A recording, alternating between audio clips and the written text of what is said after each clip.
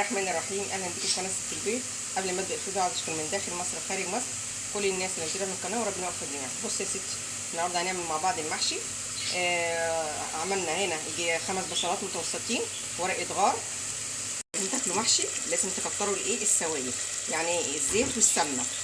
صراحه ربنا يديها الصحه، والدتي هي اللي قالت لي كده، عايز تاكلي محشي اخدميه. المحشي يعني خدمه. ماشي، لو عندك كمان لحمه اللي هي الضاني دي بتبشريها وتحطيها برده معاها. ماشي، احنا كده حطينا السمنه والزيت وورقه الغار وريحه سكر. ماشي، هنقلب بقى الحاجات دي كلها ونيجي نحط بقى القطه. ماشي يا جماعه، ما شاء الله ادي الصلصه، شايفين كده متسبكه قوي. اللهم صل على النبي. بصوا عامله ازاي، شوفوا عشان انت خدماها. ماشي، كل ما بتخدمي الصلصه يعني تحطي سمنه وزيت كده تطلع لك احلى محشي. هنحط بقى الرز ونيجي معاه. دلوقتي احنا حطينا الخضره يا جماعه. بصوا بقى، هنسيبه بقى على نار هاديه كده.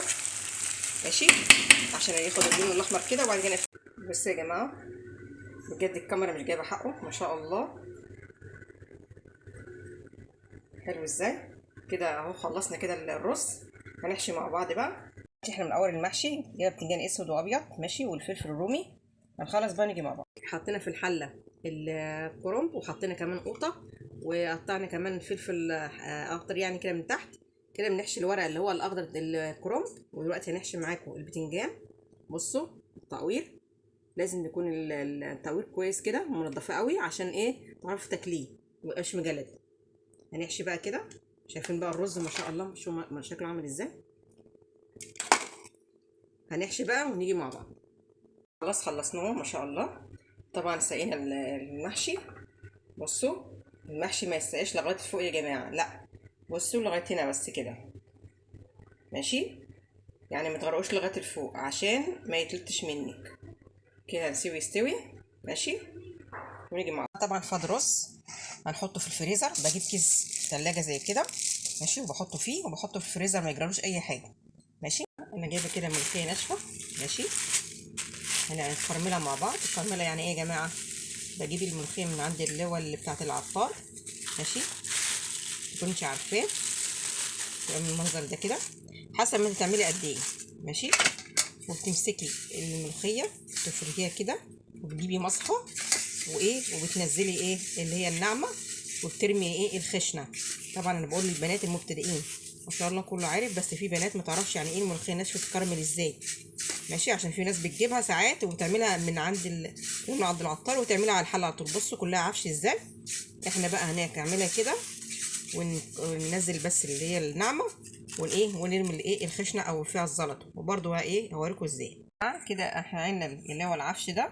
ماشي، وادي بقى ايه دي اللي هنعملها. بس مش هنقف على كده، وكمان احنا برده هنقعد نعمل كده. ماشي، في طبق تاني عشان نطلع ايه الترابه. وكمان هنعملها اول بالمصفى دي عشان ننزل برده ايه الترابه الناعمه. ماشي، يعني اول تاني حاجه هنعمل ايه في دي وننزل الترابه الناعمه، وبعد كده ايه انا غربلها كده اهو.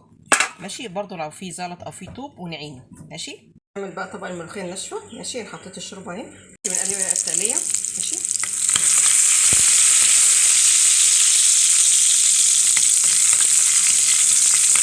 دلوقتي لغايه ما تحمر، وبعد كده ننزل مع بعض. ماشي، الطشه ماشي بتاعت الملوخيه.